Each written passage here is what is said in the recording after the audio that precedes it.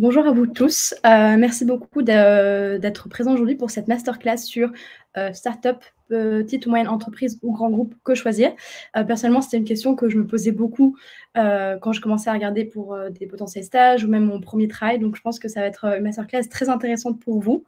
Aujourd'hui, on a la chance d'avoir Alexia Boulot parmi nous.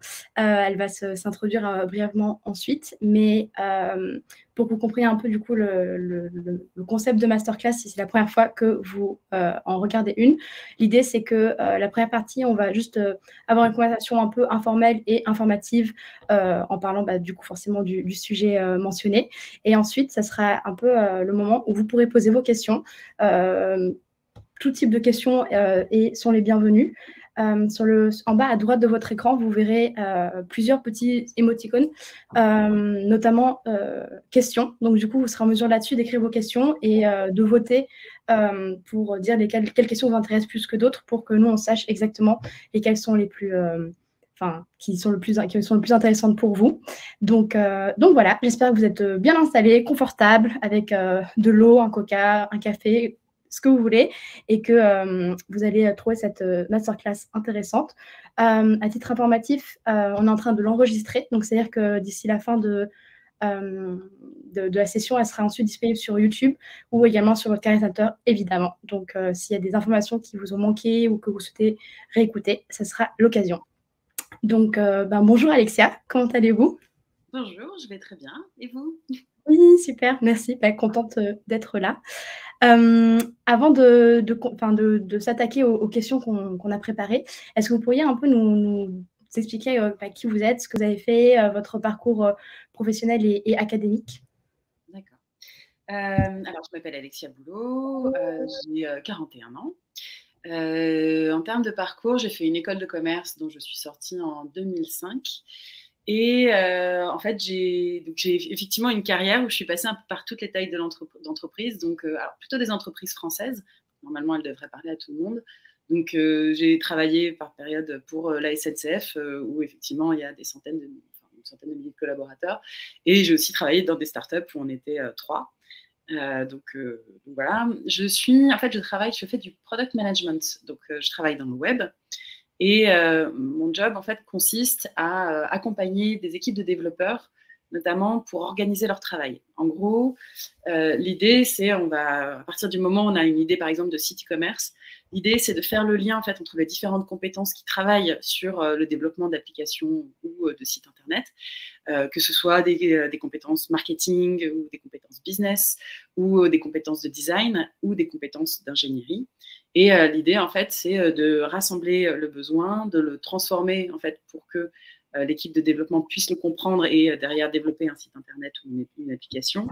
Organiser le travail, donc aussi le séquencer, le rythmer, répondre aux questions quand il y en a, communiquer sur les roadmaps, communiquer sur la façon dont on avance et suivre aussi l'impact, c'est-à-dire suivre la performance, définir la stratégie. Donc, c'est un job qui est vraiment en fait, au cœur d'un truc assez multi-compétences et qui s'est beaucoup développé depuis 15 ans environ et qu'on retrouve maintenant un peu dans toutes les entreprises web. Alors, je dis web, mais aussi pas que dans du web B2C, hein, c'est B2B, B2C, etc. On utilise ces modes de travail, on va dire, aussi bien quand on fait des outils ou des logiciels de back-office ou même des applications, enfin des assets techniques, que pour faire des sites Internet. Et donc, pour vous retracer mon parcours rapidement, alors j'ai commencé en communication, j'ai fait mon dernier stage de fin d'études en communication, j'ai continué pendant 1 an. Donc, j'ai fait 1 an et demi de communication, je me suis dit que ça allait pas le faire parce que c'était trop, comment dire, pas superficiel, mais dans les conversations où c'était est-ce qu'on prend le rose fuchsia ou le rose clair ou le rouge, je me suis dit que ça allait pas me suffire. C'était pas ma came, on va dire, voilà. Donc, je me suis réorientée, je suis passée en fait en conseil et je suis devenue donc plutôt chef de projet. Et au fur et à mesure de mes missions, j'ai été formée donc justement au product management. Et donc, j'ai travaillé pour Atos pendant 4 ans, qui est donc une énorme boîte de conseil française, c'est monstrueuse. Et en fait, j'étais positionnée chez des clients, donc j'ai été chez EDF, chez Page Jaune, donc vous voyez des grands groupes notamment, ou chez Carrefour. Ensuite, je suis allée travailler chez voyagesncf.com, donc plus en tant que consultant, mais vraiment en tant que salarié. Donc, voyagesncf.com, on est déjà plus, on va dire, dans la PME, dans le très grand groupe. Donc, on a à la fois une entreprise qui va faire, à l'époque, elle devait faire 2000, 3000 personnes, ce qui est déjà conséquent, mais ça reste une PME. Dans un groupe monstrueux où donc du coup on a une organisation finalement de PME avec une stratégie en fait de très grosse boîte. J'ai travaillé ensuite pendant une petite année dans une entreprise qui faisait 50 personnes, qui s'appelle Igral. Donc là pour le coup vraie PME et donc culture très différente, mode de fonctionnement très différent, on va en parler juste après. Je suis allée travailler avec un copain pour l'aider à monter sa start-up. Donc là on était 3,5, 4 en fonction des semaines. Donc vraiment toute petite entreprise. J'ai travaillé aussi chez Vente Privée. Là, pour le coup, on revient dans la PME, la grosse PME, ce qu'on peut appeler aussi la scale-up, c'est-à-dire des entreprises web avec une forte croissance, comme il y en a plusieurs en fait aujourd'hui sur le marché. Et j'ai également travaillé pour Payfit, qui pour le coup est vraiment l'exemple de la licorne, où je crois qu'à l'époque on était 700, ils doivent être 1000 maintenant. Donc voilà, et aujourd'hui je suis en freelance, je suis revenue à moi toute seule. Bah, écoutez, quel parcours impressionnant. Enfin, je pense que directement, tous ceux qui nous écoutent comprennent pourquoi on vous a choisi, vous, pour faire cette masterclass, parce que vraiment, vous avez un éventail d'expériences qui, je pense, va être super intéressant à écouter. Donc, super. Et Ouais. est-ce que, du coup, vous pourriez nous dire un petit peu les différences entre chaque type d'entreprise? Donc, regardez un peu aux points positifs comme moins positifs, hein, de votre expérience et de votre point de vue. Bien sûr. Alors, si on les prend dans l'ordre et qu'on part du plus petit au plus grand, la petite entreprise, ce qui est intéressant, c'est, on va dire, l'autonomie et surtout un côté très touche à tout. Donc, ça veut dire qu'on va développer une vraie polyvalence, que l'information circule, donc on sait tout ce qui se passe dans l'entreprise, ça donne une notion de maîtrise. On voit aussi son impact, c'est-à-dire que globalement, quand on fait quelque chose, il se passe directement quelque chose derrière, alors que quand on est dans un grand groupe, parfois c'est très dilué. Et donc, la petite entreprise aussi, il y a un engagement très fort. C'est souvent des équipes assez passionnées. Et donc, alors l'envers du décor, c'est qu'il peut y avoir un petit sujet d'équilibre vie pro, vie perso, parce que comme on est tous très solidaires et que s'il y en a un qui faillit, en fait, c'est toute l'équipe qui en pâtit, du coup, en fait, on donne souvent le maximum. Donc ça, c'est un truc d'engagement assez fort. En revanche, ces petites boîtes, souvent, on grandit sans forcément avoir un tuteur, vous voyez, comme une plante sur laquelle on s'adosse. Donc, du coup, ça veut dire qu'on va grandir, en fait, au fur et à mesure des expériences et c'est très lié, finalement, aux personnes avec qui on travaille. Donc, c'est pas forcément là, on va apprendre des méthodologies hyper carrées. On est plus un peu c'est un peu plus la culture de la débrouillardise. Mais après, ça fonctionne aussi. Et comme je le disais, alors après, le truc dans la toute petite entreprise, c'est qu'il y a cette chose qu'on appelle en droit l'intuit ou personnel, c'est-à-dire l'importance de la personne est très, très clé. Et donc, pour le coup, dans une petite entreprise, il faut vraiment s'entendre avec le dirigeant, il faut être en accord avec ses valeurs, avec sa philosophie, ses objectifs et sa façon de faire, parce que c'est partout. Donc, il faut être en adéquation avec ça. Parce que en fait, c'est lui qui porte la culture de l'entreprise.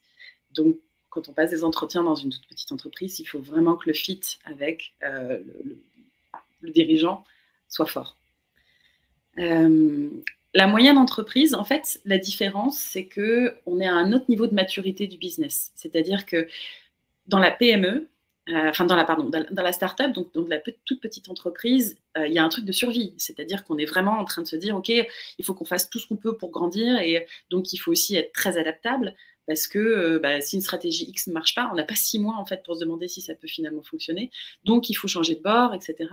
Donc il y a un côté aussi de test and learn très fort et de réadaptation un peu tout le temps. Quand on passe dans la taille supérieure, on est déjà plus posé. Les enjeux ne sont pas les mêmes. Donc, en fait, on est dans une entreprise qui a besoin de se développer très vite. Et donc, on n'est pas encore dans un truc de sécurité parce que le marché peut encore changer, parce que c'est important. Enfin, on a encore des choses à prouver, on va dire. Donc, il y a toujours cette logique d'engagement très fort. Il y a toujours cette logique de passion, d'impact aussi. C'est-à-dire que dans ces boîtes-là, on voit quand même ce qu'on fait. On est capable de voir ce qui se passe. C'est vrai qu'il y a un truc qui est tout bête. Vous travaillez pour une toute petite start-up, vous mettez par exemple, je ne sais pas, une nouvelle fonctionnalité en prod, votre audience normalement elle est petite, donc ça fait un peu genre pouf. Mais vous voyez ce que vous avez fait, mais ça fait pouf. Plus la boîte grossit, plus quand vous mettez une fonctionnalité en prod, ça fait pouf, quoi. Donc, il y a aussi ça qui quand même joue. Quand vous êtes dans une scale-up ou dans une PME, vous commencez par exemple, enfin moi je le prends de mon point de vue de gens du web, on va dire, mais quand vous mettez quelque chose en production, vous commencez à le soumettre à une audience qui est conséquente. Donc il y a quand même un enjeu là où on est quand même dans des problématiques un peu différentes. Ces entreprises-là, elles sont souvent en train de se structurer. Donc ça veut dire qu'on commence à être dans un univers un peu plus organisé, mais potentiellement pas tout le temps. Et en fait, on est aussi obligé d'accepter le fait qu'il y a des zones de flou, qu'il va y avoir aussi de plus en plus de process. Et donc, si on aime, on va dire, des environnements un peu, justement, cette logique de débrouillardise, on la structure. Donc, il faut accepter de commencer à se structurer et il faut accepter comment dire, de voir, on va dire, les process alourdir un peu le quotidien au fur et à mesure, parce que ça a un bénéfice aussi. L'information circule quand même toujours assez vite, donc on sait quand même ce qui se passe, mais le dirigeant est moins accessible, donc on commence à rentrer dans des logiques aussi où c'est important de voir la culture de l'entreprise, il faut quand même toujours regarder les valeurs. Ce qui commence à prendre vraiment de l'importance, c'est aussi l'équipe dans laquelle vous allez travailler, donc votre manager, vos coéquipiers, parce que c'est eux qui vont faire votre quotidien. Dans les inconvénients, on a toujours cette notion d'engagement, donc du coup, le côté vie pro, vie perso continue quand même toujours d'être un petit enjeu. Il y a toujours ce petit côté, il faut aller le plus vite possible. Il peut y avoir un petit côté un peu échevelé. Il peut y avoir un petit côté, on ne sait pas très bien où on va et en fait, il faut accepter de faire des erreurs et que de temps en temps, on a mis énormément de soi ou d'investissement personnel dans une direction ou dans une stratégie et d'accepter que ça ne marche pas et qu'il faut pivoter. Et parfois, le constat d'échec peut être assez brutal et on passe à autre chose. Donc, il faut suivre le mouvement. Et après, en fait, c'est souvent des entreprises, enfin, ça dépend. Par exemple, dans une entreprise, on va dire, qui est vraiment des scale-up, donc vous voyez ces entreprises d'hyper-croissance, comme on en voit beaucoup dans le web aujourd'hui, il peut y avoir une petite immaturité parce que ces entreprises, en fait, elles sont tout juste en train de se processer. Donc, de temps en temps, il y a des choses qui se font de façon un peu, encore une fois, brutale parce qu'on n'a pas encore appris, en fait, à faire les choses calmement, à poser des process. Parfois, on privilégie la vitesse. Et donc, parfois, dans la vitesse, il peut y avoir des frictions, on va dire. Mais c'est toujours une question d'élan, en fait. Il y a un truc d'énergie, de rythme qui va très fort. Quand vous passez dans le grand groupe, là, en fait, justement, il y a cette question de maturité du business. On est dans un business, en fait, qui est posé. Donc, du coup, l'entreprise, c'est plus tant qu'elle n'a rien à prouver. Enfin, un business peut toujours se retourner. Mais globalement, elle a des croissances, on va dire, moins fortes. C'est-à-dire qu'on va dire qu'une start-up, ça fait des croissances à 2 chiffres, genre 10%, 20%, 30%, c'est normal, parce que quand vous faites petit, 10%, ça a l'air en pourcentage énorme, mais en fait, en volume, ça ne l'est pas forcément. Quand vous êtes dans une entreprise, une PME, normalement, vous faites encore pas mal de croissance à 2 chiffres, parce que vous avez toujours besoin de grossir. Alors, c'est vrai que je mets peut-être un peu de côté les entreprises plus familiales, qui sont peut-être un peu moins d'ambition. C'est peut-être un peu différent. Quand vous êtes dans des grandes entreprises, les chiffres de croissance sont plutôt à un chiffre. Et il y a quelque chose on est plus dans le paquebot que dans le hors-bord. Donc, quand on est jeune et qu'on commence à travailler, l'intérêt, c'est que vous arrivez dans une structure qui va vous permettre de vous poser et d'apprendre. Avec quelque chose, en fait, assez méthodologique, il y a un petit côté en avant calme et droit. Le truc après, c'est que ça dépend un peu de votre personnalité. Comment est-ce que vous avez envie d'apprendre? Est-ce que vous avez envie, en fait, de toucher à tout, ou est-ce que vous avez envie de devenir un expert? Est-ce que vous avez besoin d'une entreprise sécurisante? Moi, je me rappelle, en fait, en fin d'études, moi, j'étais déjà plus orientée web, et donc du coup, c'était plutôt des entreprises plus petites et assez peu connues encore. Et autour de moi, j'avais des copains qui partaient chez L'Oréal, Procter, etc. parce qu'eux, ils trouvaient que c'était rassurant d'être dans un grand groupe.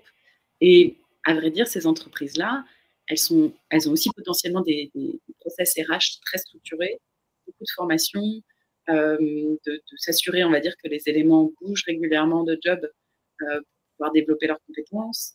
Il y a quelque chose, on va dire, qui est certes processé, donc structuré, donc ça peut être lourd, mais ça peut être aussi très rassurant. Et dans ces entreprises-là, pour le coup, quand on met quelque chose en production, si je prends cet exemple-là, l'impact est énorme, mais l'individu au sein d'une entreprise très grande, il peut peut-être parfois se perdre un peu. Donc, ça peut être un peu plus difficile de trouver du sens à ce qu'on fait et de voir littéralement, si effectivement, quand je fais quelque chose, ça ne marche pas. Très bien. Bah, écoutez, merci beaucoup pour cet aperçu, on va dire, des avantages et des inconvénients du coup de chaque. Mais je pense que quand on est étudiant, on se pose tellement de questions sur le futur, parce qu'il y a tellement de voies, de possibilités, etc., sur son avenir, sur nos objectifs de vie, le type d'entreprise qui justement va être un bon match à ce style de vie que l'on souhaite. Est-ce que vous auriez un peu des pistes de réponse à ces questions? Malgré ce qu'on peut croire, moi je trouve qu'il faut un peu libérer la pression parce que vous voyez, quand vous voyez mon parcours, en fait, on n'est jamais coincé. On peut switcher, on peut changer, on peut tester. Donc il y a quelque chose de très. Je pense qu'il y a un truc de suivre quand même son intuition et d'aller faire des choses qu'on aime. Donc moi je sais que quand j'ai commencé à passer des entretiens en fin de cursus, je suis surtout allée en fait vers des structures qui m'intéressaient et des équipes en fait qui me faisaient envie. J'ai plutôt en fait suivi ça que quelque chose de très rationnel et très raisonné. Je sais que ça c'est mon point de vue, c'est pas le cas de tout le monde. C'est vraiment la question de connaître vos besoins pour savoir de quoi vous avez besoin en fait pour bien vous développer. Est-ce que vous avez besoin en fait justement de quelque chose de structuré où vous allez être pris en charge, en fait, littéralement, ou est-ce que vous avez besoin de quelque chose où on va vous laisser de l'autonomie, de la liberté et la possibilité de prendre des initiatives et d'être très polyvalent. Ça veut dire aussi que potentiellement, dans une petite entreprise, vous allez avoir un profil assez généraliste parce que assez touche à tout. Dans une grande entreprise, vous allez développer plutôt une expertise. Là aussi, en fait, il n'y a pas de bonne réponse. C'est vraiment quelque chose de très personnel. Pourquoi vous avez envie? Qu'est-ce qui vous intéresse dans vos études? Qu'est-ce qui vous amuse? Qu'est-ce qui fait en fait que globalement, vous êtes bon à quelque chose? Quand même des signaux qui sont assez forts. Après, la question, je vais vous donner un autre exemple. Je me rappelle, en fait, moi, j'avais fait un premier stage en communication parce que j'aimais beaucoup la communication. Et je m'étais dit, là, il faudrait être raisonnable et aller faire un stage en marketing. Parce que les deux sont complémentaires et comme ça, je pourrais faire un choix. Mais en fait, je regardais les offres de marketing et ça me gonflait. J'avais pas très envie, en fait, de postuler. Et c'est pour ça qu'en fait, finalement, je suis revenue à la communication parce que ça m'amusait plus, parce que j'avais plus d'appétence et que les offres, en fait, tout simplement m'enthousiasmaient. Mais l'histoire dit quand même que j'ai fait 1 an et demi de communication et je suis partie faire de la gestion de projet. Donc, il n'y a quand même rien à voir. Donc, c'est pour ça que votre formation, elle ne s'arrête pas à la sortie de l'école. Elle continue. À vrai dire, normalement, on est formé toute la vie. Et en fait, c'est d'autant plus vrai. J'ai lu un article hier, je crois, qui disait que, en fait, avant, nos compétences, entre guillemets, se périment beaucoup plus vite qu'avant. Si vous êtes un développeur, vous avez besoin, en fait, de rester vraiment dans une logique de formation continue parce que les technos évoluent tout le temps. Et c'est quand même assez vrai, en fait. Par exemple, nous, dans le métier du web, c'est assez vrai, mais je trouve que ça l'est aussi dans beaucoup, beaucoup de métiers. Donc, on est toujours dans cette logique de formation. Donc, par essence, il faut libérer, je pense, la pression sur le premier stage ou premier emploi et plutôt aller là où vous avez l'impression que vous allez vous épanouir, c'est-à-dire grandir un peu comme une plante verte. Il y a vraiment ce truc-là, je trouve. Et je pense que quand on cherche une opportunité et un stage, etc., je trouve que c'est important avant de commencer tout le recrutement et un peu essayer d'aller vers là-bas, c'est de comprendre quel est l'objectif de cette expérience-là. Est-ce que je veux comprendre comment une grande entreprise fonctionne? Dans ce cas-là, forcément, ça va être compliqué dans une petite entreprise. Est-ce que mon but, c'est de toucher au plus de choses possible pour voir dans quoi est-ce que je suis bon, etc. Je pense que c'est aussi important en amont, en fait, voir quelle est, à la fin de l'expérience, la réponse qu'on essaye d'avoir à une certaine question pour avoir une vue assez générale et claire sur ce qu'on cherche, en fait, concrètement. Mais c'est vraiment une question qu'il faut se poser à soi. Et un peu se libérer du regard des autres. Parce que, en fait, on peut aussi avoir une petite tendance à se comparer en disant, mais moi, j'ai fait tel stage ou tel job et l'autre à côté, il a l'air de faire mieux. Pour de vrai, en fait, c'est assez faux, en fait. Enfin, toutes les expériences se valent. Alors après, de temps en temps, vous pouvez avoir des stages qui sont moins intéressants, mais c'est pas la question, en fait, de petite boîte ou grosse boîte. C'est juste que, après, c'est ce que l'environnement était le bon pour vous. C'est encore une autre chose. Mais je pense qu'il n'y a pas de comparaison pertinente à faire entre un stage ou un premier job dans une petite entreprise et la même dans une grande. C'est juste deux trajectoires différentes. La question, c'est laquelle vous correspond le mieux. Oui, laquelle est alignée par rapport à vos valeurs. Parce qu'au final, il faut comprendre qu'est-ce qui nous motive, qu'est-ce qui nous rend heureux. Parce qu'au final, je pense que quelqu'un d'heureux fait un bon travail et quelqu'un qui fait un bon travail est heureux. Enfin, c'est quand même un cercle un peu vertueux. Mais est-ce qu'on est motivé par le prestige d'une entreprise? Est-ce qu'on est motivé par la mission, la culture, la rémunération? Enfin, c'est quand même des facteurs qui sont importants à prendre en considération dans ces décisions et qui ne sont pas forcément évidentes à se poser quand on commence. Mais c'est des bons actes de réflexion. C'est très, très vrai. En fait, on n'a pas tous les mêmes leviers de motivation. Il y a des gens qui ont besoin en fait d'avoir un job qui ait du sens avec une logique, par exemple, je sais pas, d'intérêt général. Il y a des gens qui ont besoin, comment dire, il y a des sujets de rémunération. Il y a des sujets en fait de travailler pour un grand nom parce qu'il y a un truc de reconnaissance derrière. Et en fait, encore une fois, là, il n'y a pas de comparaison à avoir. La question, c'est qu'est-ce qui marche pour vous. Donc, c'est qu'est-ce qui marche pour chacun. Donc, faut être assez tranquille avec ça. C'est vrai que il y a des entreprises qui sont plus engageantes que d'autres. Par exemple, il y a. Alors, c'est vrai que si on prend par exemple les grands groupes américains, ils vont quand même souvent emmener dans des cultures assez fortes, avec des trucs d'engagement assez forts, où en fait, il faut soutenir un peu l'entreprise et toutes les initiatives de l'entreprise, quoi qu'il en coûte, etc. Honnêtement, moi, de l'extérieur, parce que j'ai jamais pour le coup travaillé dans des entreprises américaines, mais j'ai vu des gens rentrer là-dedans, s'éclater, mais vraiment adorer. Mais moi, j'avais l'impression qu'ils faisaient un peu partie d'une secte. Mais pour le coup, on dit souvent que chaque grande entreprise a un peu comme un persona, comme on dit, une typologie de personnes assez marquée. Et si ça fonctionne, bah, tant mieux, ils sont au summum du bonheur. Mais si c'est un minimum problème de fit, c'est la cata. Enfin, c'est un peu noir ou blanc de ce que j'ai pu comprendre en général. Oui. Il y a une chose qui est sûre, c'est que si vous rentrez dans une organisation, quelle que soit la taille qu'elle a, où vous êtes en accord avec les valeurs, c'est quand même un facteur de pérennité. C'est-à-dire que plus vous êtes en accord avec les valeurs, plus vous allez être OK pour accepter les hauts et les bas de votre vie professionnelle. Parce qu'il y en aura forcément, il y a des moments où vous allez vous éclater, il y a des moments où vous allez vous ennuyer ou autre chose. Et je discutais il n'y a pas très longtemps avec quelqu'un qui était resté presque 20 ans dans une grande boîte française qui fait des articles de sport.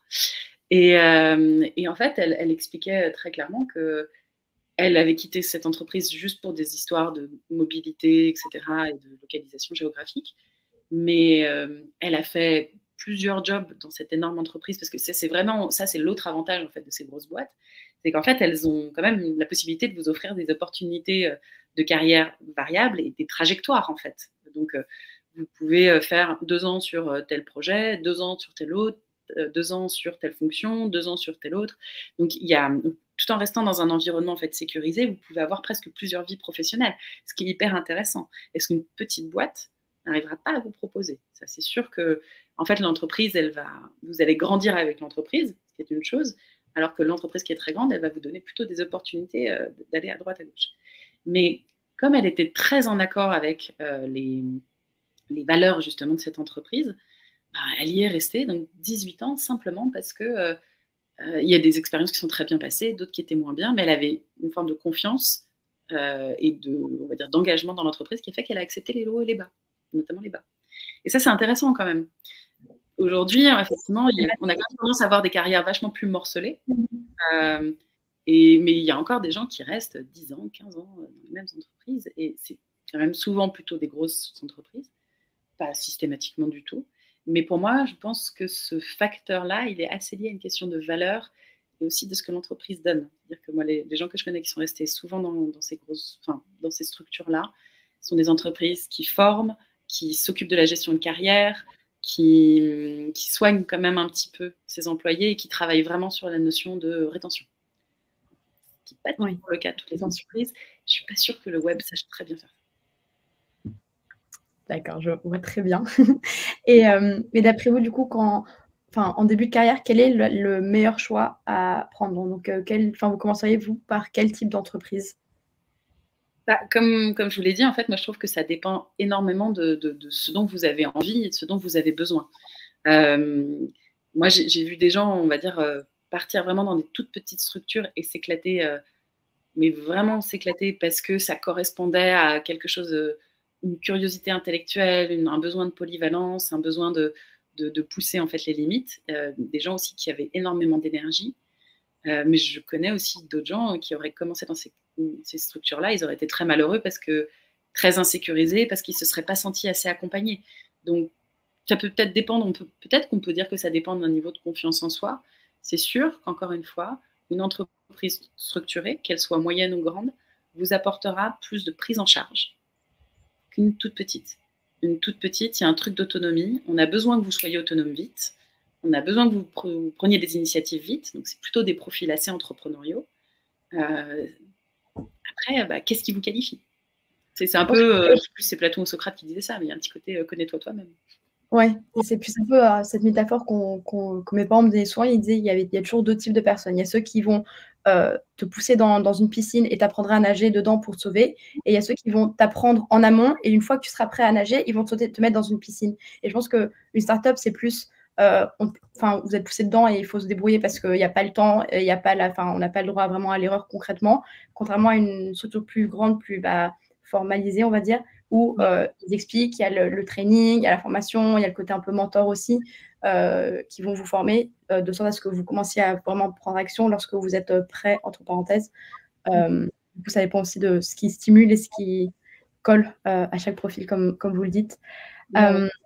Et c'est très juste ce que vous venez de dire. C'est exactement ça. C'est-à-dire que, en fait, la grande variable, c'est quand même la notion de temps. Et on manque, plus la structure est petite, plus on manque de temps. Donc, ça ne veut pas dire qu'ils ont beaucoup de temps quand on travaille dans un grand groupe, mais on est dans quelque chose, en fait, encore une fois, qui est plus structuré. Comment dire dans une toute petite start-up, si une action n'est pas faite un jour, elle peut avoir un impact sur le chiffre d'affaires demain. Ce n'est pas le cas dans un grand groupe. Oui. Ouais, ça peut être rassurant, mais aussi... je comprends. C'est vraiment une question de personnalité. Est-ce que vous fonctionnez à l'adrénaline ou est-ce que vous avez besoin de sécurité? C'est vrai. À mon avis, ça sera c'est la question du jour, c'est adrénaline ou confort. Qu'est-ce qu'on cherche? Mais vous avez mentionné du coup votre ami qui avait travaillé pour le groupe de sportifs français. Mais d'après vous, j'ai l'impression qu'on est un peu dans une génération où on est super curieux, on a tellement d'opportunités partout qu'on a envie un peu d'aller voir un peu partout et potentiellement changer de poste et d'entreprise régulièrement. Qu'est-ce que vous pensez de cela? Est-ce que d'après vous, il y a un bon rythme à suivre? Par exemple, rester X années dans un même poste avant de penser au suivant? Ou d'après vous, pas vraiment tant qu'on a un bon storytelling qui explique le pourquoi du comment de nos actions? Alors, je pense que tout est possible, il faut faire attention aux extrêmes. Moi, j'ai jamais réussi à passer, je crois que j'ai dû passer 4 ou 5 ans dans des entreprises au max. Je suis jamais allée plus loin pour le moment. Bon, vous me direz, ça fait que 17 ans. En fait. Mais ça ne veut pas dire que j'aurais pas aimé. Et j'ai dans mon entourage des gens qui sont restés très longtemps dans des entreprises et qui ont été très, très heureux. Donc tout est possible. Vous avez raison quand vous dites que c'est une question de storytelling. Pourquoi vous êtes resté? Quelles sont les raisons qui ont fait que vous êtes resté? Typiquement, les gens que je connais qui sont restés souvent dans des grands groupes longtemps ou dans des petits, mais il y a quand même un truc de dynamisme en fait du parcours. C'est-à-dire que, sauf des gens en fait qui sont dans une posture assez confort et tout simplement le confort leur suffit parce que leur équilibre en fait se fait peut-être ailleurs en fait qu'au travail. Ça, c'est absolument possible. Pour des gens, on va dire, qui sont plus dynamiques, la plupart du temps, ils sont restés 10 ans, 15 ans dans une entreprise, mais ils ont changé beaucoup de métiers en fait au sein de l'entreprise. Donc, et ça se raconte. Alors, est-ce qu'il y a un temps minimal à rester dans une entreprise? En fait, la question, c'est plus la notion d'accumulation. C'est-à-dire que si ça fait 3 ou 4 fois que vous changez de boîte et à chaque fois vous restez une année, ça commence à être un peu perturbant. Enfin, comment dire, ça commence à poser des questions pour le recruteur. Donc, il faut quand même faire attention à ça. Après, ça dépend des profils. Enfin, ça dépend des métiers. On va vous dire que aujourd'hui, encore une fois, je prends le secteur que je connais, mais dans le web, effectivement, on peut changer assez vite. Bon, 1 an, c'est quand même très court. 1 an et demi aussi, 2 ans, ça commence à s'entendre. Mais c'est toute la question du storytelling. Pourquoi est-ce que vous êtes allé changer? On a tous droit aussi à des erreurs. Enfin, sur l'apprentissage de chaque étape. Et en fait, je pense que c'est toujours montrer l'impact qu'on a pu avoir pendant ce temps-là. Parce que je pense qu'aussi, si c'est trop rapide, le changement, on n'a pas le temps de comprendre la culture, de comprendre ce qu'on va faire, de aussi savoir ce que nous, on peut ajouter sur la table. Et je pense que les recruteurs, c'est ce qu'ils veulent. Au final, c'est quelqu'un qui va avoir un impact dans l'entreprise, peu importe la taille, quelque part. Après, oui, c'est sûr. En fait, on a aussi tous le droit à des erreurs de parcours. Enfin, de temps en temps, on choisit une entreprise, ça se passe pas bien et on va pas y rester juste parce qu'on a dit qu'il fallait rester 2 ans, donc on peut rester 2 ans. Enfin, on n'est pas là non plus pour souffrir, quoi. Donc, c'est pour ça que le storytelling est important. Maintenant, il y a autant de recruteurs que d'individus, en fait. Donc, vous allez tomber sur des gens qui vont vous dire, moi, si le job d'avant, la personne est restée moins d'1 an et demi, je la rencontre pas. Moi, ça n'a jamais été un critère, mais encore une fois, on est tous autant d'individus différents avec des critères différents. Encore une fois, quand il commence à y avoir beaucoup de sauts de puce, moi, je commence à me poser 2-3 questions. Et d'ailleurs, je vais poser la question en entretien. Si le profil est intéressant, je vais quand même recevoir la personne. Mais je vais poser la question là, en fait, ça fait 3 fois que vous passez 1 an et demi dans une entreprise. Pourquoi? Expliquez-moi. Et en fonction de la réponse, on voit ce qui se passe. Mais tout est dans le storytelling, vous avez tout à fait raison. Mais dans une ère où il y a énormément de compétition, enfin, je veux dire, vraiment, le marché est tellement vaste et énorme, il y a tellement de profils du monde entier qui peuvent avoir accès aux mêmes opportunités. On entend souvent que quand même, ce qui fait qu'on se démarque assez facilement, c'est les grands noms sur un CV. Est-ce que vous êtes d'accord avec cela ou pas? Ça dépend ce que vous voulez faire après. En fait, globalement, si vous êtes une start-up et que vous voyez arriver quelqu'un qui sort de Google, j'exagère, vous allez faire peur. Que ce soit en termes de rémunération, de process, de est-ce qu'il sait faire petit. En fait, c'est comment dire, l'avantage pour l'un peut être l'inconvénient de l'autre. Donc, à voir. C'est vrai qu'effectivement, il y a des grands noms d'entreprises qui marchent mieux que d'autres. Mais, encore une fois, un recruteur sait que quand vous avez travaillé dans une entreprise donc structurée, vous avez développé une expertise.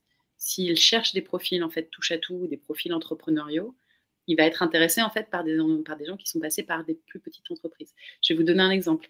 Par exemple, si vous êtes la direction innovation d'une entreprise et que vous cherchez quelqu'un à recruter, quelqu'un qui sort de toute petite entreprise peut être intéressant parce que même si vous êtes dans une très grosse structure, vous avez besoin de quelqu'un qui ait l'esprit d'initiative et qui sache entreprendre. Et ça, il est probable qu'il l'ait appris dans une petite entreprise parce qu'il y a une forme de formatage et d'état d'esprit. Donc, en fait, encore une fois, tout dépend. Donc, peut-être qu'un grand nom, ça peut être intéressant, ça peut faire peur à certains. Donc, pour moi, il n'y a pas de loi. Encore une fois, il y a une question de storytelling. Très bien. Donc, le storytelling, de nouveau, un autre mot-clé, c'est comment savoir se vendre, mais de manière quand même quelque peu discrète, on va dire, et choisir la bonne manière de se mettre en avant. Donc, c'est tout un art. C'est vraiment raconter une histoire, en fait. Raconter votre histoire. D'où est-ce que vous êtes parti? Comment vous avez fait vos choix? Qu'est-ce que vous avez appris? Pourquoi vous avez décidé de partir? Et encore une fois, tout s'entend. Et à vrai dire, comment dire, moi, il y a des entreprises que j'ai quittées. Enfin, j'ai mis fin à des périodes d'essai parce que je me suis arrivée en me disant, en fait, non, je ne me sens pas en adéquation, ça ne correspond plus à ce que j'ai envie de faire, donc je vais arrêter au bout de 4 mois. Et ça se comprend, en fait. À partir du moment où je suis capable d'expliquer pourquoi ça ne me convient plus et qu'est-ce que je cherche maintenant et que c'est cohérent, ça fonctionne. De la même façon, moi, il y a des entreprises que j'ai quittées un peu rapidement parce que ça se passait mal avec, par exemple, mon manager. On a tous eu dans nos carrières, à un moment, un manager avec qui ça se passe mal. Donc, quand vous dites ça, genre, il y a eu une incompatibilité d'humeur, on ne fonctionnait pas très bien, j'ai décidé de partir. Bah, c'est cohérent, ça s'entend en fait. Donc, c'est pour ça qu'en fait, un storytelling, j'entends ce que vous dites sur le fait de se vendre, mais en fait, ça peut avoir l'air un peu péjoratif. La question, c'est de raconter une histoire, et une histoire, en fait, qui est logique. Et aussi d'en sortir les bénéfices. C'est-à-dire, telle expérience, j'ai appris telle chose, ça a été hyper intéressant pour ça, mais j'ai buté là-dessus, et donc, au bout d'un moment, j'ai décidé de partir pour aller vers quelque chose qui m'apporte patati patata. C'est plus une histoire de cohérence, en fait, que de vente, littéralement. Trouver un fil rouge, en fait, entre chaque expérience et que ça soit... Si votre discours est cohérent et que vous arrivez à raconter votre histoire en y mettant la juste dose d'émotion, notamment les moments où ça va vous appassionner, les moments où vous êtes éclaté, vous vous vendez tout seul. Super intéressant. Je vois qu'on a énormément de questions. Du coup, je propose qu'on commence à y répondre. Alors, les votes. Donc, la manière dont je vais poser les questions pour que vous sachiez, c'est par rapport au vote que vous avez mis. Donc, on a une première question de Ashraf qui déjà nous remercie pour ce sujet super intéressant, avec grand plaisir du coup. Est-ce que les grandes entreprises apprécient les expériences faites dans les startups ? Encore une fois, ça peut être intéressant, ça dépend en fait du contexte. Après, on va quand même pas se mentir, il y a une grosse différence entre avoir passé 3 ans dans une startup et en avoir passé 15. Il y a un moment aussi où il faut remettre l'église au milieu du village, remettre les choses en perspective plutôt. Vous avez passé 3 ans en startup, vous avez appris la compétence en fait qui moi m'intéresse dans ma grande entreprise. Allez, on y va, pas de problème. Maintenant, si vous avez passé effectivement 15 ans dans une startup, moi, ça m'est arrivé, par exemple, d'avoir passé des entretiens, à l'époque, c'était dans le groupe La Poste, dans une direction innovation, d'être tombée face à quelqu'un qui, en fait, a fini par me dire, on est une structure, en fait, alors je pense que La Poste a beaucoup évolué depuis, mais nous, on est une structure, en fait, comment dire, assez posée. Il dit, vous êtes trop dynamique pour vous, je pense que vous allez péter les plombs. Bon, bah, ok. Non, comme retour. Enfin, j'imaginerais pas que c'est quelque chose qu'on puisse en vrai reprocher. Enfin,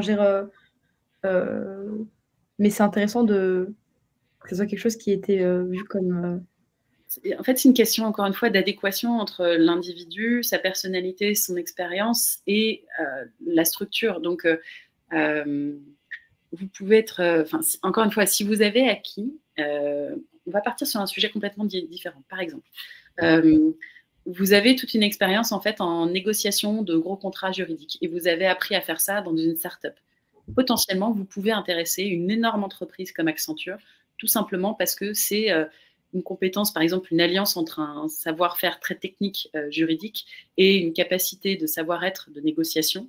En fait, donc ces deux compétences-là associées, que vous l'ayez acquises dans une PME ou dans une start-up, peuvent les intéresser même à l'échelle d'un grand groupe parce que la compétence technique est clé.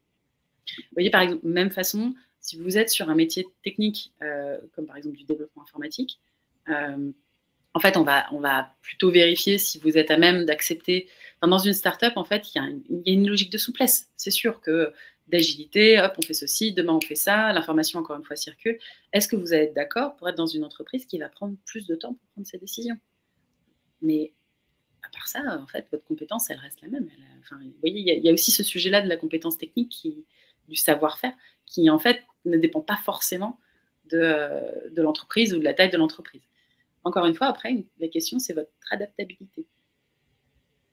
Oui, c'est quelque chose sur lequel, enfin, certaines personnes l'ont un peu naturellement, mais c'est aussi quelque chose qui, d'après moi, sur lequel on peut travailler et améliorer avec le temps. Mais c'est sûr que l'adaptabilité, dans tous les cas, je pense que c'est une bonne qualité à avoir. Mais il y a une chose qu'on ne se dit pas forcément, mais quand on est recruteur, RH, c'est une chose parce qu'on est plus là pour valider, on va dire, l'adéquation avec les valeurs de l'entreprise. Mais moi, en tant que manager, quand je recrute quelqu'un, je prends quand même une forme de responsabilité de mettre cette personne dans le meilleur contexte pour qu'elle puisse se développer et réussir. Donc, c'est pour ça que globalement, pour moi, si j'ai la sensation en fait que la personne elle a les bonnes compétences et qu'elle va être en capacité en fait de s'adapter à l'entreprise, même si c'est un contexte totalement différent de ce qu'elle a fait jusqu'à présent. Et c'est comme ça qu'on peut passer du B2C au B2B sans problème, en fait. C'est pas le sujet. Oui, non, tout à fait. Tout à fait. Ensuite, on a Félix qui nous demande: y a-t-il des différences salariales entre les entreprises de différentes tailles? Ça peut être le cas.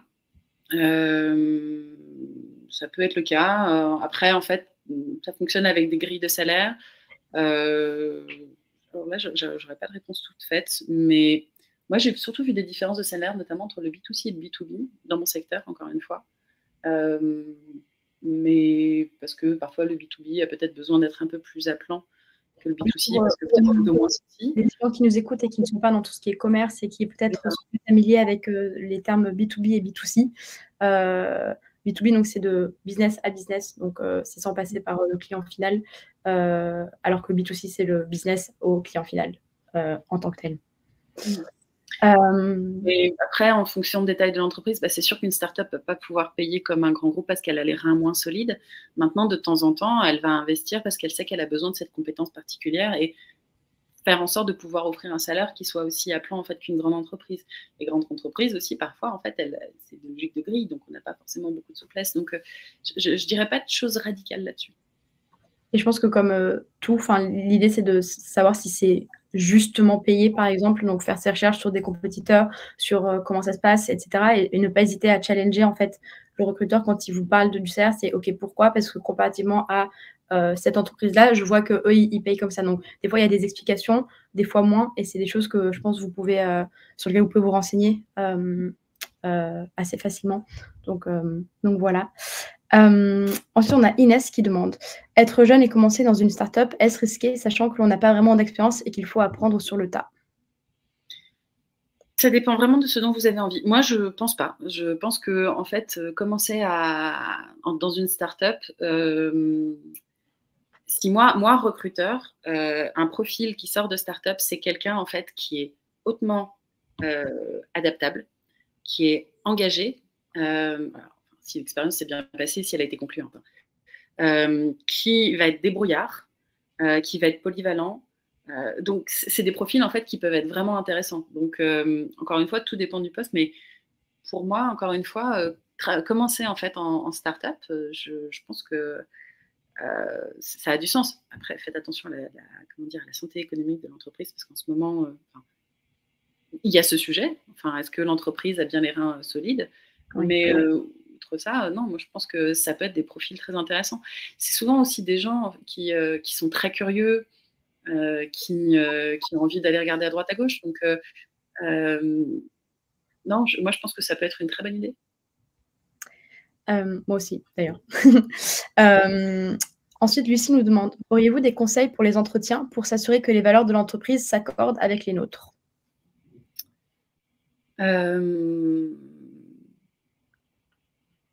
Alors déjà, en fait, on peut poser la question de savoir comment, enfin déjà si les valeurs ont été définies.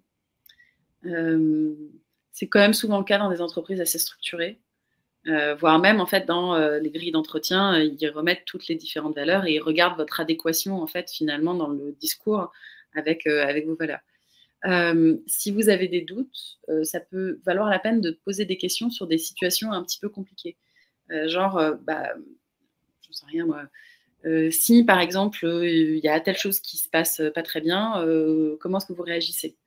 Alors, faire attention un peu au double discours, mais je pense que ça transparaît beaucoup dans le discours et d'arriver à voir en fait si la personne utilise des références en fait qui vous parlent.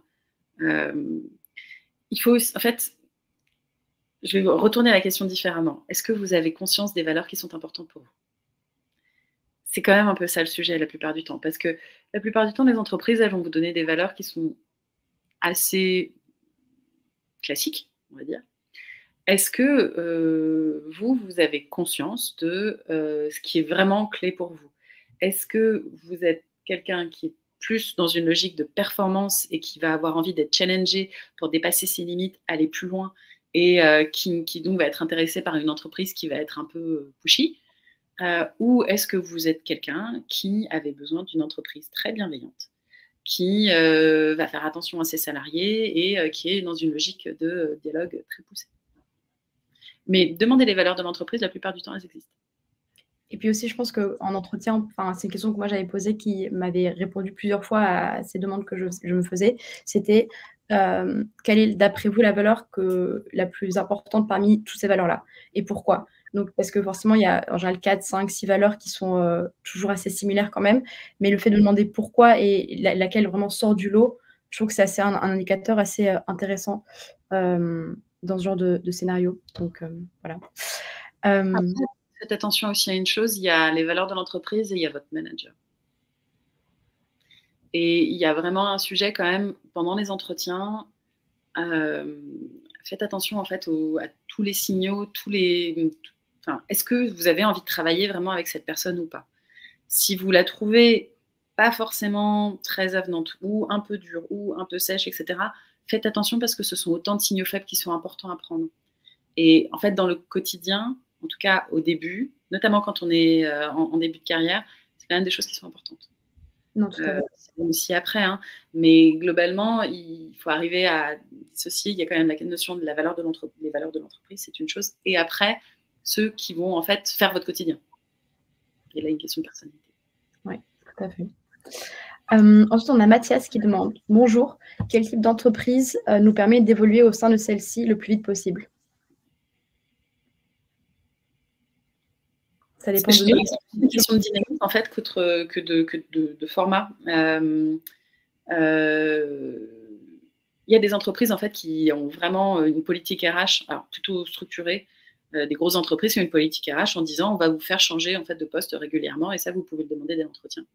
Quand vous êtes dans une entreprise, dans une start-up très dynamique, potentiellement vous allez grandir en même temps que la boîte. C'est-à-dire qu'on va vous mettre sur un poste et tant que vous tenez la route et que vous êtes capable en fait de tenir la charge de la montée en charge, en fait, potentiellement, c'est pas tant que vous allez changer de job rapidement, mais votre périmètre, on va dire, va mécaniquement s'agrandir. Donc, est-ce qu'il y a un format particulier? Pas forcément. C'est sûr qu'en fait, une entreprise qui est en pleine croissance va avoir besoin de faire bouger. En fait, les raisons ne sont pas les mêmes.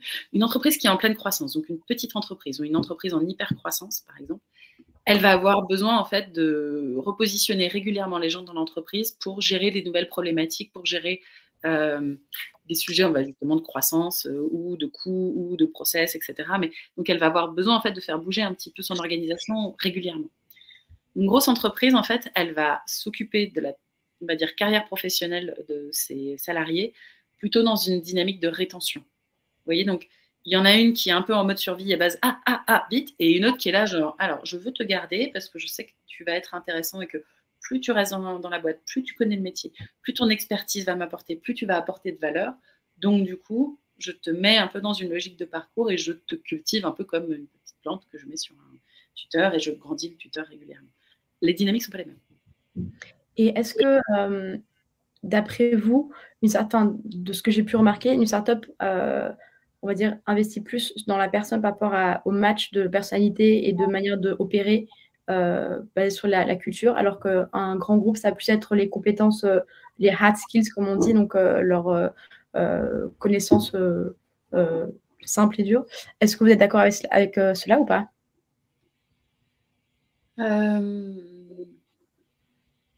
Je ne suis pas sûre. Enfin, parce que... Donc, de ce que j'ai pu remarquer, une startup va plus se concentrer sur la personnalité. Et évidemment, il y a le profil doit matcher la demande en tant que telle, le poste, mais ça va beaucoup être le match avec l'équipe, les soft skills, etc. Alors que les grands groupes, vu qu'il y a beaucoup plus de profils et de compétition, ils vont se concentrer plus sur les hard skills, donc les choses plus que la personnalité, on va dire. Alors, vous avez quand même toujours envie d'avoir une équipe sympa. Donc, vous allez quand même regarder la personnalité. De manière générale, vu que, je sais pas, c'est ce que j'ai pu remarquer. Je sais pas si vous êtes d'accord avec cela ou pas. Je vois ce que vous voulez dire, mais je vais juste le formuler un petit peu différemment. Encore une fois, dans une petite structure, on va regarder votre capacité de prise d'initiative et une logique d'entrepreneuriat. Donc, il y a une notion de dynamisme, encore une fois, qui est importante. Dans un groupe, je suis d'accord avec vous, on est dans des équipes. En fait, plus l'entreprise grandit, plus elle expertise, entre guillemets, ses salariés. Plus, en fait, vous allez... Je vais vous donner un exemple. Par exemple, moi, en tant que product manager dans une petite entreprise, il faut que je regarde un peu la partie design, que je fasse l'analyse de données, que je discute avec les développeurs, etc., etc. Quand je suis dans une grande entreprise, il y a une équipe design dont c'est le job en fait de récupérer tous les besoins, structurer des maquettes, etc. Il y a une équipe data dont le job c'est d'aller chercher, etc. Et donc chacun en fait est vraiment sur sa verticale. Donc vous avez raison, la compétence est importante. Mais pour autant, les grandes entreprises, elles ont quand même besoin en fait d'avoir des gens en fait qui collent à leur culture parce que l'humain est clé. Enfin, l'humain est quand même clé dans l'entreprise. Donc je serais moins radicale que vous dans la formulation. D'accord, très bien. Ensuite, on a Angela qui... Pardon. Il y a un autre type en fait, de culture qui est quand même intéressant. Quelqu'un m'avait dit un jour que les organisations, quelle que soit leur taille, elles fonctionnent soit avec une dose de lien et une dose de processus. On va dire une dose de lien et une dose de structure. C'est une analyse qu'on peut faire aussi bien à l'échelle d'une équipe qu'on peut le faire à l'échelle d'une grande entreprise. Quand on parle de lien, c'est la solidarité entre les individus et dans quelle mesure, en fait, je vais aller au-delà de ma fiche de poste pour que l'équipe fonctionne. Et vous allez faire ça parce que vous privilégiez l'esprit d'équipe, parce que vous êtes engagé, on va dire, dans une aventure humaine. Et en fait, la structure, c'est plus la notion de process, etc. Vous avez des grands groupes qui fonctionnent sur le lien et pas beaucoup sur la structure. Par exemple, vente privée ou VP. Moi, de ce que j'ai vu quand je suis arrivée là-bas, c'était une entreprise qui a fonctionné au lien, c'est-à-dire à la cohésion autour d'un projet d'entreprise, autour de la personnalité de son fondateur, et ça a fonctionné comme ça pendant très longtemps. Et ils avaient plein de gens à tous les niveaux de l'entreprise qui étaient très engagés et qui allaient faire des tâches parfois fastidieuses, pénibles, etc., parce qu'en fait, ils croyaient au projet. Vous avez d'autres entreprises, on va reprendre par exemple le cas d'Accenture, qui sont des entreprises qui sont hyper processées. Et donc, le lien entre les individus ne disparaît jamais, il ne faut pas déconner. Mais le lien existe toujours. Mais la structure, le process, la façon dont l'entreprise fonctionne a une place plus prépondérante. La question, c'est une question qu'on peut se poser à soi. C'est-à-dire, est-ce que j'ai besoin d'un lien à l'individu très fort et la structure me pèse, ou est-ce que j'ai besoin de la sécurité d'une structure forte où je sais comment les choses vont se passer et le lien est un peu moins important pour moi. Très personnellement, je sais que dans des entreprises trop structurées ou trop processées, il y a un moment où je ne me sens pas bien. Et ça ne marche pas. Et c'est d'ailleurs une des raisons pour lesquelles j'ai mis fin un jour à une période d'essai. Parce que, en fait, pour moi, le lien, je suis prête à accepter plus de, on va dire, plus de débrouillardise, plus de process flou, plus de, je vais le dire vulgairement, mais de bordel, parce que les process, je les perçois plus comme une lourdeur. Mais ça, c'est moi avec moi-même. Et la question, je ne sais pas ce qui vous convient à vous, Julia, et je ne sais pas ce qui convient aux personnes qui sont dans le chat. C'est vraiment, il y a vraiment un truc de quoi vous avez besoin pour être bien dans votre vie pro. Et puis c'est le genre de questions que le plus d'expérience on a, le plus on sait ce qui nous convient et ce qui est un bon match, en espérant que la vraie expérience soit la bonne, mais on apprend. Et c'est ça qui est aussi chouette et beau dans tout ça. Exactement. Justement, en parlant de tout ça, je vais passer à la question de Angela par rapport à les reconversions.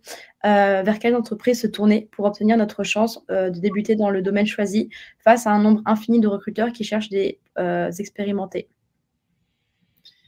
C'est plutôt la question en fait du poste. Alors, les reconversions, c'est un petit peu particulier. Il y a des startups, des toutes petites entreprises qui peuvent avoir du mal à recruter et qui vont être très intéressées par des profils en reconversion parce que ce sont des gens en fait qui ont déjà appris à travailler, qui sont expérimentés et qui vont avoir une courbe d'apprentissage très rapide et aussi un engagement très rapide parce qu'il y a le côté je te donne une chance.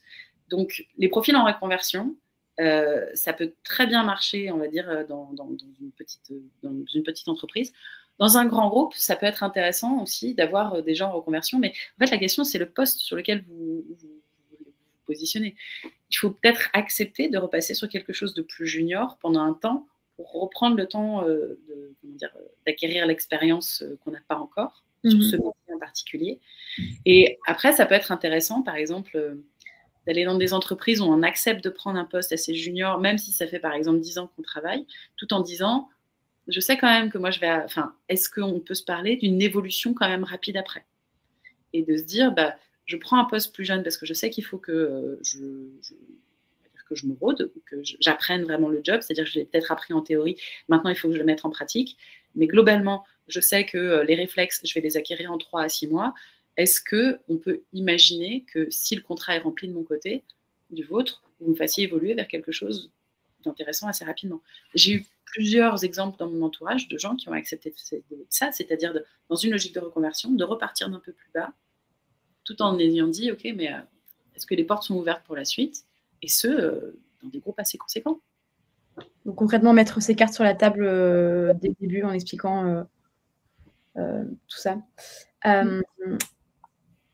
Donc ici, on a un scénario. Donc Inès demande comment agir si l'entreprise nous plaît, mais que le manager que l'on va avoir n'a pas la bienveillance attendue et que le feeling ne passe pas vraiment. J'ai pas une bonne nouvelle, mais je suis pas sûre que ce soit une bonne idée d'y aller. En fait, c'est terrible parce que je vois très bien l'idée du secteur, en fait, hyper intéressant, hyper passionnant, parce que ça correspond en fait à des affinités.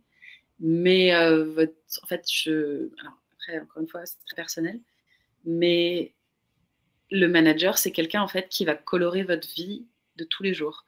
Si vous n'avez pas un bon fit avec lui, si vous vous entendez pas bien avec lui, je sais pas si la passion liée au secteur va suffire en fait à vous permettre de dépasser le fait que ça se passe pas très bien avec le manager. Donc moi j'aurais tendance à, enfin j'ai de vieux souvenirs de ça. J'ai eu quelques crève-cœurs, mais en même temps c'est important d'être bien dans son job. Donc, oui, parce qu'au final, on passe quand même quasiment 2/3 de sa journée éveillée à travailler. Donc, si ça ne se passe pas bien, on peut avoir la meilleure vie le dernier tiers de tout ça. Alors, et c'est quand même compliqué, je pense. Je vais quand même juste rajouter un truc, parce qu'on est quand même toujours en train de parler de petites, moyennes ou grandes entreprises. Plus la structure est grande, plus l'impact de votre manager quand même est circonscrit. C'est-à-dire, vous voyez, si vous êtes dans une entreprise qui est petite et que vous ne vous entendez pas avec le dirigeant, c'est son royaume, c'est le roi dans son royaume. Donc en fait, si vous ne vous entendez pas avec lui, ça va être vraiment compliqué. Quand vous êtes dans des grosses boîtes, vous ne vous entendez pas avec votre manager, en fait, déjà, sa capacité, entre guillemets, enfin, il est forcément contenu par un système RH. Vous voyez, le moment où ça commence à vraiment devenir complexe, il y a un moment où vous pouvez toujours aller voir, on va dire, un centre de pouvoir différent en disant, il se passe ça, ça, ça, je suis malheureuse, est-ce qu'on peut en parler? Ça ne va pas être le cas dans une toute petite entreprise. Hein. Le DRH, il ne va pas vraiment être là. Donc, si vous avez une DRH, en fait, la fonction RH, elle se structure dans la PME, elle n'est pas vraiment dans la start-up. Hein. Donc, faire attention à ça. Donc, du coup, pour moi, je trouve que la personnalité du dirigeant est d'autant plus forte quand la structure est petite.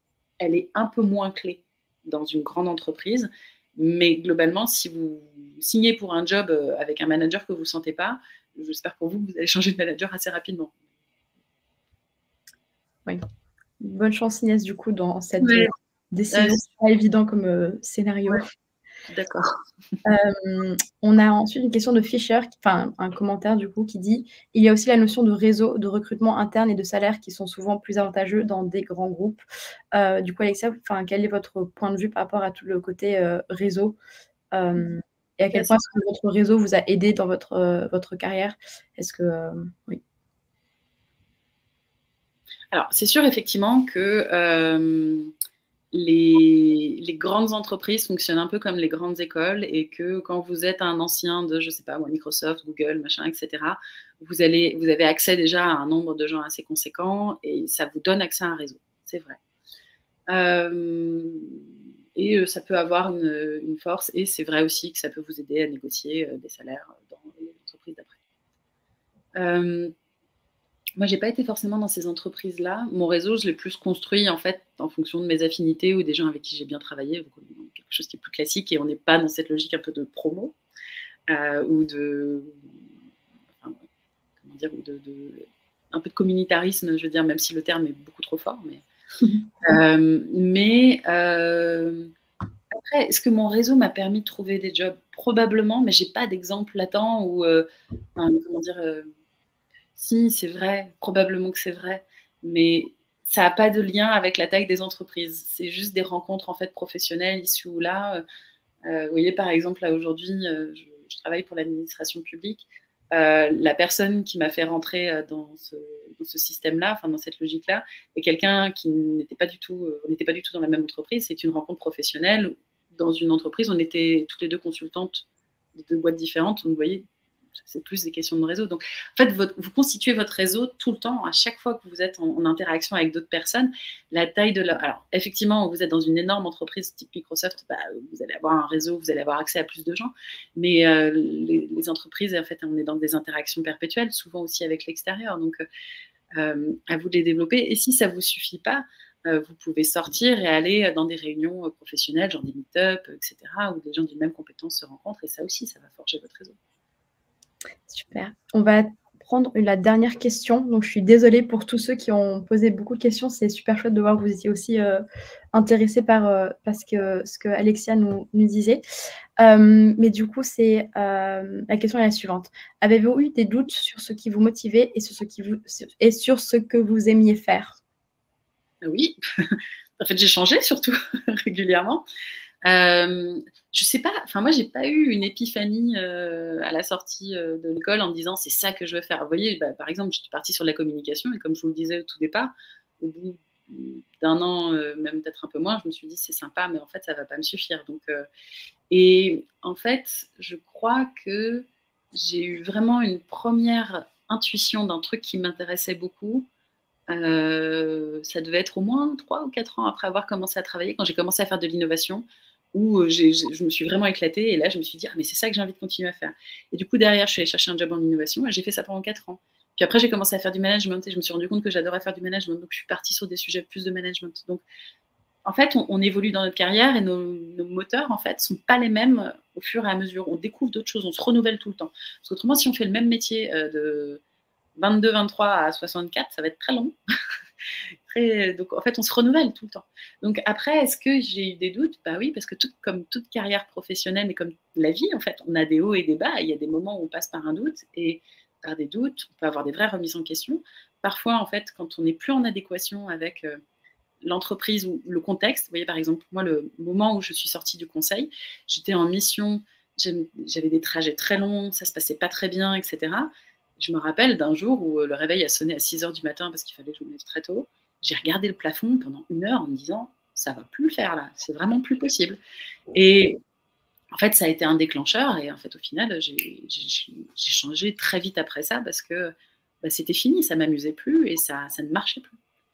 Je pense globalement qu'en fait, on change on bifurque dans nos carrières à un moment où l'équilibre entre le bénéfice et l'effort dépasse le bénéfice. C'est-à-dire que tant que vous avez un intérêt à être là, continuez, ça marche. Il y a des hauts et des bas, vous êtes plus ou moins tolérant avec les cailloux dans la chaussure, mais admettons. Et puis en fait, quand l'effort devient trop conséquent et qu'en fait l'effort devient trop fort pour le bénéfice que vous en retirez, là c'est le moment du vrai doute et c'est le moment du bah, il faut que ça change. Super. C'est normal. Donc, écoutez, merci beaucoup Alexia pour ce temps et pour toutes ces informations. Enfin, c'était super intéressant. J'espère que ça l'a été pour vous tous. On vient de lancer un petit sondage par rapport à quel point vous recommanderiez ce webinaire. Donc, si vous pouvez prendre 3 secondes pour y répondre, ce serait absolument super. Pour ceux qui nous ont rejoints en cours de route et qui veulent écouter un petit peu l'entièreté du webinaire, ou peut-être juste le réécouter parce que ça vous a vraiment intéressé. Comme je vous le disais, ce sera sur YouTube, mais également sur votre Career Center. Merci beaucoup d'avoir passé cette heure avec nous et on fait des masterclass mensuellement, donc du coup, on se reverra très bientôt sûrement. Bonne journée, bon après-midi, bonne fin de semaine et à très bientôt. Et encore merci Alexia. Merci de m'avoir reçu. Au revoir. Au revoir.